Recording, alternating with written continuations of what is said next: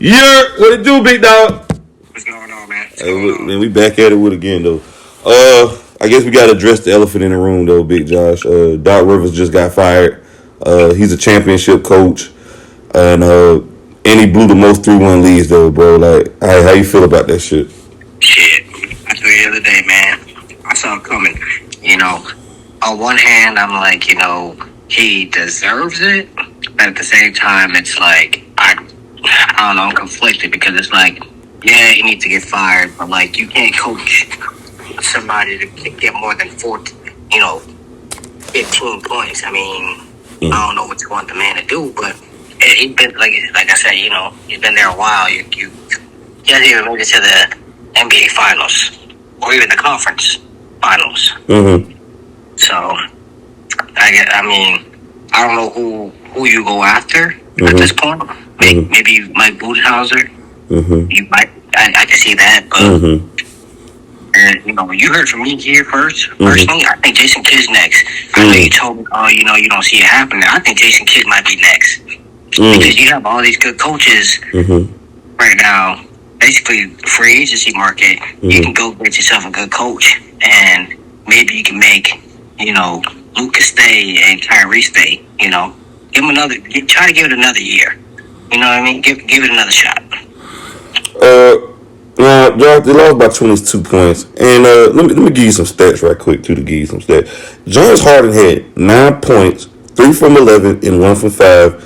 And the reigning MVP right now, Joel Embiid, who just won MVP like a week ago, had 15 points, 8 rebounds, and 1 assist. Like I said, he won the And MVP. he was 5 from 18 from the field and 0 for 4 from 3. Josh, that just ain't gonna cut it, bro. You just can't win like that. Bro literally said, I won the MVP. I'm going to shut it down. It's no excuse on how you play like this. And everybody kept talking about James Harden is back and James Harden had also 5 turnovers that game, bro. 5 turnovers. Yep. Do you feel like James Harden is still in his prime? I don't know. He's been out of his prime since he was in Brooklyn. Personally, he wasn't playing good at Brooklyn either. Well, are you talking about the year that Kyrie refused to get the vaccine? Because I felt like that first time he got traded, when they played before the injuries happened, I thought they was on pace to win a chip that year. Yeah, I can see what you're saying, but like he wasn't that guy that he was for a long time when he was with the Rockets. You know what I mean? Oh yeah. But even with the Rockets, if you go back, James Harden had dropped the ball. Look at all the, like, one year I remember Kawhi Leonard got injured. He was out, and Tony Parker was injured. They lost 2 games back to back, and they ended up losing the series. Yeah. How do you do that though? Their best player is out. Tony Parker at law, and you still lose that series? Like, I don't. Our Doc Rivers gives up 3-1 leads. And I'm speaking so okay, this is my question before we go into that. How much blame do you do on coaching in this series, or just the players just didn't play well? Like, I was watching the Celtics series. First of the 76ers, the whole, I watched it, I watched the whole thing. It was 7 games. I'm going to blame him on at least 4. 5 to 4. I can't blame him for game 7. Personally, people are going to blame him for game 7. But what can you do? Your MVP ain't playing like an MVP. And James Harden, he got you 9 points in 4 quarters. At 41 minutes. Right. How do you... What was the stat again? What, 3 for 11? Yeah, 3 for 11. How do you only shoot the ball 11 times and only make 3? That's what baffling. And this is the first ballot Hall of Famer too, by the way, guys. Everybody watching this, James Harden is the first ballot Hall of Famer. He's going first ballot. And he is. There's no. Rightfully so, because he's He's become the non-clutch Chris Paul. You know what I'm saying? Like if you look at Chris Paul's stats this year, Chris Paul only going to give you at most 15 points. He ain't what he used to be either, but Chris Paul's older. And James Harden, I don't know what's wrong with James Harden. I don't know if he just don't got the love for the game no more. Like I have no, like I can't say it. Like I don't know. Like cause ever since when he was at Brooklyn, it's just like that drive's not there no more, in my opinion. You said the drive is not there for James Harden since he left Brooklyn? No, since he's like, like when he's been since he's been with Brooklyn, like I just seen a decline. Like he's not the same guy like he was with the Rockets. No. I think as long as he gets paid, I don't think he cares personally. And it's crazy because in 2018, 2019, bro, he averaged 36 points a game. You know, if he averages 15 points a game, that's a lot nowadays. In 2019 and 2020, he averaged 34 points a game.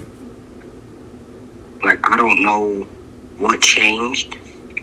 I think he just took the, you know what, I'm not going to try my hardest anymore. I'm just going to get paid and just call it a day. You know, I tell you about the NBA players who rather get paid than win championships. Now, Anthony, like, man never cared about championships. All he cared about was getting paid. Now, let me ask you this, though. Speaking of that, is it safe to say that Jimmy Butler's better than Carmelo Anthony and James Harden?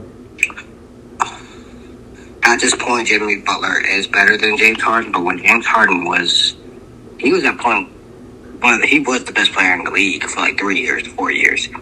I just think with Jimmy Butler is just like, there's a difference between regular season Jimmy and like postseason Jimmy. You know what I'm saying? Mm-hmm.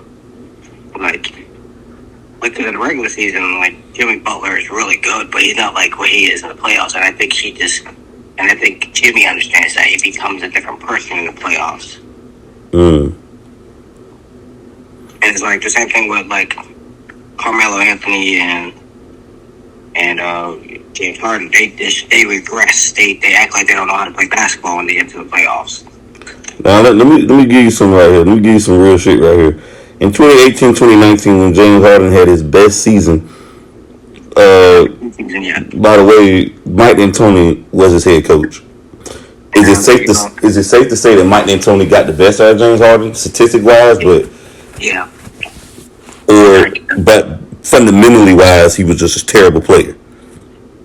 No, I just think that Mike D'Antoni, everything he coaches, he plays iso ball, so he's gonna get the best out of anybody. Like James Harden, I think, thrived in the iso, and like now he plays like when he played with Brooklyn and when he played with when he plays with the Sixers, they don't play iso ball, so he's not isolated by himself. He gets to play a lot of team ball. He gets a lot of assists. So I don't know. Personally, I don't know if it's him who decides he wants to change it or the coaching staff. I don't know. Because KD, for instance, you say what you will. People would bash on KD all the time, but at least the man shows up and plays 30, 40 minutes and gets you at least 30 points. Like, I don't know what else you want KD to do. Like, I want KD to be the head coach too. Like, I don't know.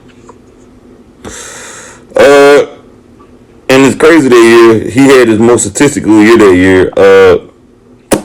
James Harden lost to the second round to the Warriors in 6 games.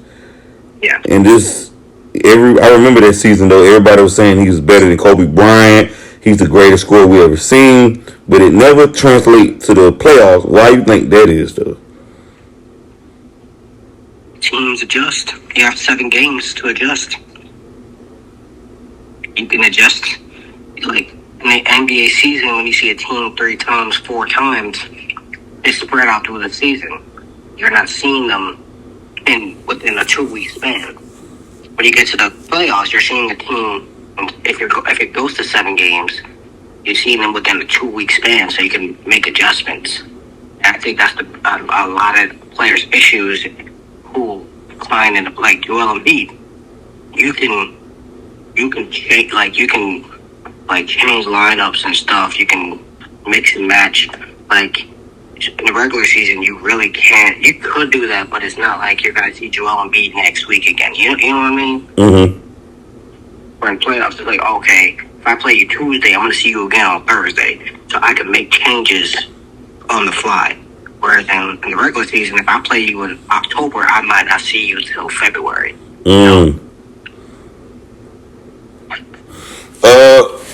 Is it safe to say James Harden only just great in the regular season? Yes. Mm. Because when you look at it, bro, uh, they lost in the 6 games. Chris Paul did get hurt, but I mean, I look at it like this. Even like people always bring, oh, if Chris Paul wasn't hurt, they would have won us. I just don't. I don't believe it. I think they were just too talented. That was a 73-19, and no. That went to 73-19 this season. That was with KD. That was with KD. They played in back-to-back years. I keep forgetting. But that was the year that they had KD, correct? Yeah. It don't matter. They were just. I just don't think they would have won regardless. Yeah. Because Game 7 would have been, if they would have won Game 6, hypothetically, Game 7 would have been at, the Warriors. They did win the 7 games, by the way. They went to 7 games that year. I thought they won 6. No, they went to 7. I lied. They went to 7 games. Oh. Well, the Warriors have the best home record in the league. And you weren't beating them anyways. And you saw how they got demolished. I got confused. I thought they was going to Game 6. But Game 7, they got demolished, if I'm not mistaken. Mm-hmm. Yeah, and in Game 6, Klay showed up. Klay Thompson had 35 in Game 6. We haven't seen that Klay Thompson in years. And Klay Thompson, his knees are broken, bro. And yeah. So matter of fact, I gotta see how many points James Harden had in that Game 7. Let's see. All right, around 25. Man, I won't be surprised if it's less than that. I'm trying to see. They won't let me see it.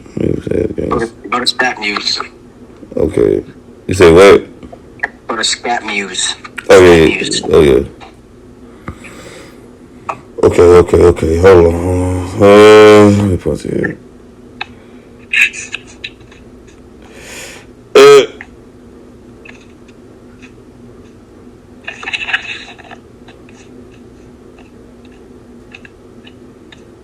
Yeah, and everybody was saying that, man, if they had Chris Paul, man, James Harden would have won.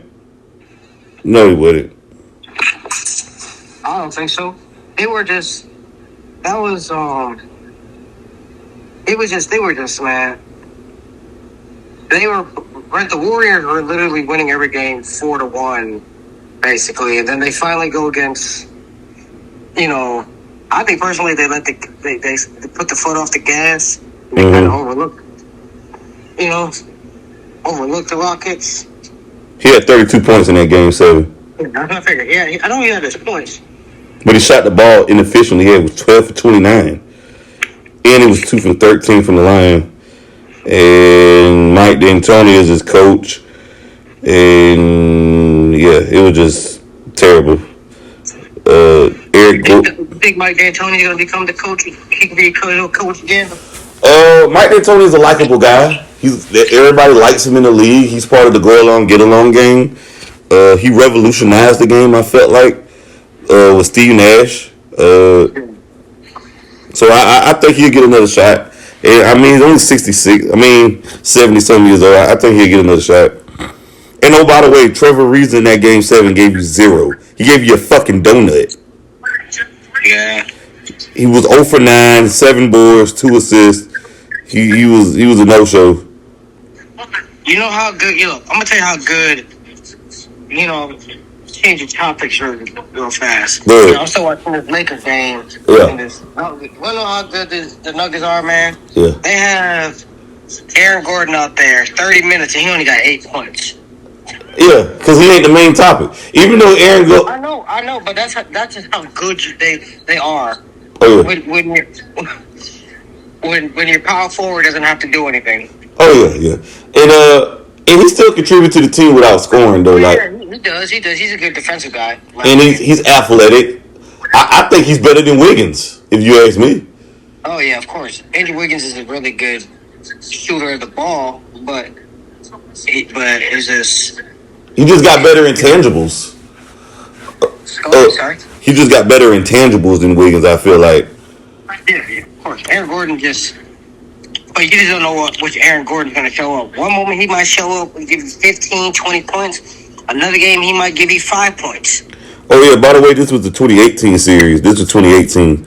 That was the first year Chris Paul got to Houston, I believe.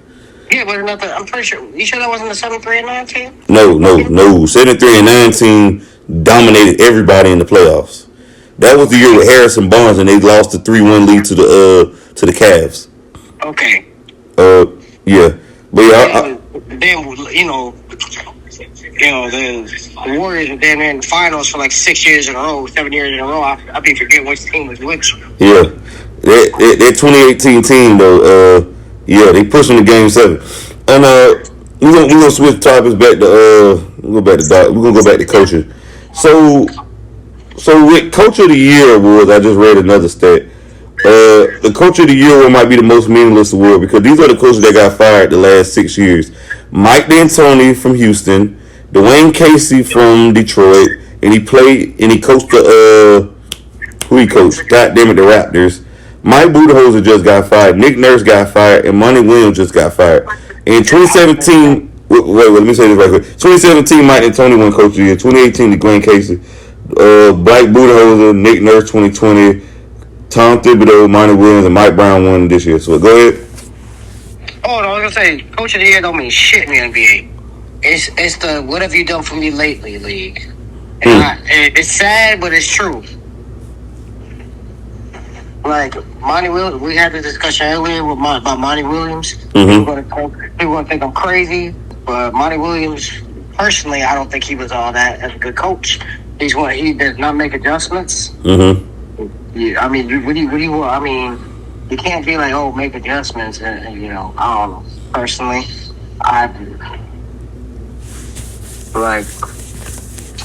Monty Williams is gonna get another coaching job.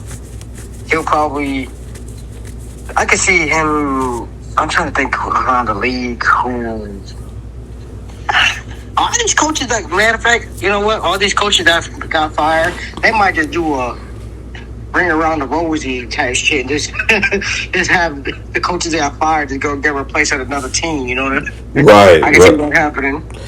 Right. And it's crazy. Do you feel like Mark Jackson deserves another job? Mark Jackson got that dirty. I mean, Steve Kerr, people always bring up Steve Kerr won with his team, but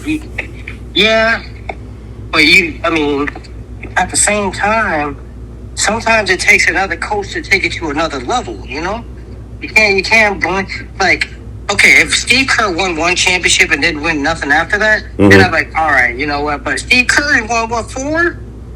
He's been to 7? Like, personally, I don't think Mark Jackson would have gotten them to 7 championships, personally. I like Mark Jackson. Mark Jackson got 4 championships. Steve Kerr got 4 championships. Yeah, I'm saying, but I don't think he would have got them. I don't think he would have got them to 4 championships. Oh yeah, no. Steve Kerr. Now Mark Jackson helped them defensively, but I feel like Steve Kerr brought them over the hump. Yes, basically, yes. But I still feel like he deserves another job, Mark Jackson. Oh yeah, of course. Maybe it's just Mark Jackson doesn't want another job. I think they need to implement the Rooney Rule because they ain't even interview the man. And I feel like Mike. But sometimes I just think that some coaches just don't want the job. Because if he would have been, I think he would have said something like, "Hey, I'm not getting interviewed" or whatever. I think personally, he probably is not even getting interviewed because he doesn't want a job. And I don't think does the NBA even have the Rooney Rule? I'm not sure though. They should. Is it safe to say without Mark Jackson nurturing and maturing Klay Thompson and Steph, because he was the first person to say it in 2012 and 2013, he's going to be the best shooting backcourt of all time, and everybody laughed and scoffed at him.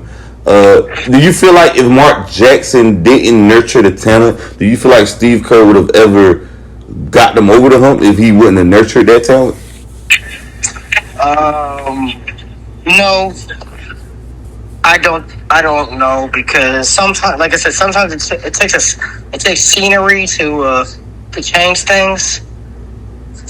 So who knows? Personally, who knows? Is it safe to say? I look at it like this. I think Mark Jackson could be a good teacher, but not a good coach. I think Steve Kerr to me is a good coach in the sense I can't train babies, but I can teach. I can coach you championship level ball, but I can't coach. I can't train you. You see what I'm saying? You understand what I'm saying? I could train you how to play playoff basketball and get us there, but I can't get you to the promised land. Kind of like with who's a good example? It's kind of like with I'm trying to think of a coach right now with Dwayne Casey. Okay, they was good, but until Nick Nurse got there, okay, this is what we need to do. And of course, they got Kawhi Leonard, which is a Hall of Fame player, better than your guy DeMar DeRozan. That's your favorite player. Don't do me like that. Don't do that. Shit, I'm hoping we get rid of his fucking ass. I'm so tired of him. Man, hey, listen, there's a reason why the Spurs let his ass go. They was like, fuck it, to hell with him. But yeah, speaking of that, who's some of your favorite coaches in the NBA? Even coaching or not coaching right now, who's some of your favorite coaches, football and basketball? Well, man, I hate to say it, but my favorite coach is Sean Payton, even though he betrayed us. Yeah. But for the NBA, my favorite coach when he was coaching was Greg Popovich. But he ain't the coach. He ain't the coach no more. That's cool. I really like the because like Popovich, he doesn't need a bunch of superstars, but he definitely needs at least one.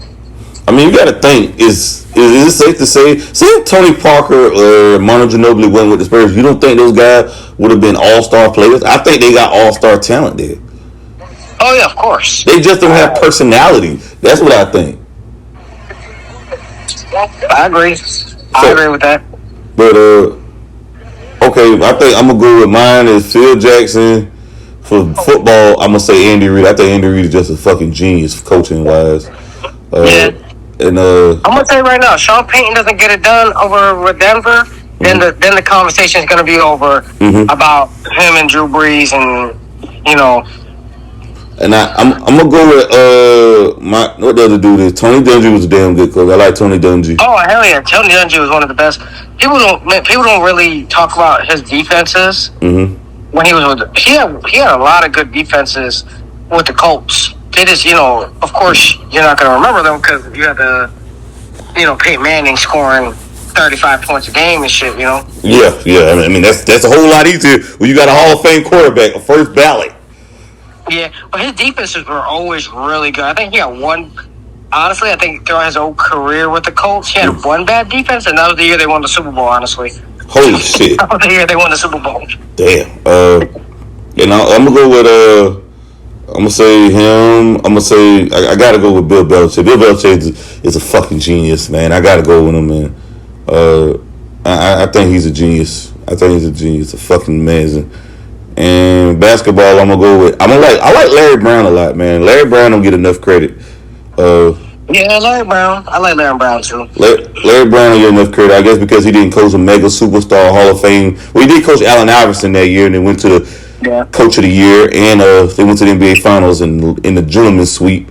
I'm gonna go with Steve Kerr, one of my favorites too. I really like Steve Kerr. Phil Jackson, I guess that goes without saying. Phil.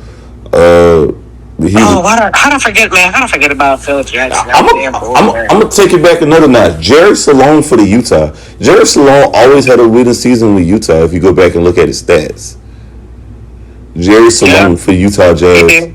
But he has some damn superstars now. I mean, he did have 2 first ballot Hall of Famers, John Stockton and Carl, but he was good. He was a hell of a good coach though. So yeah.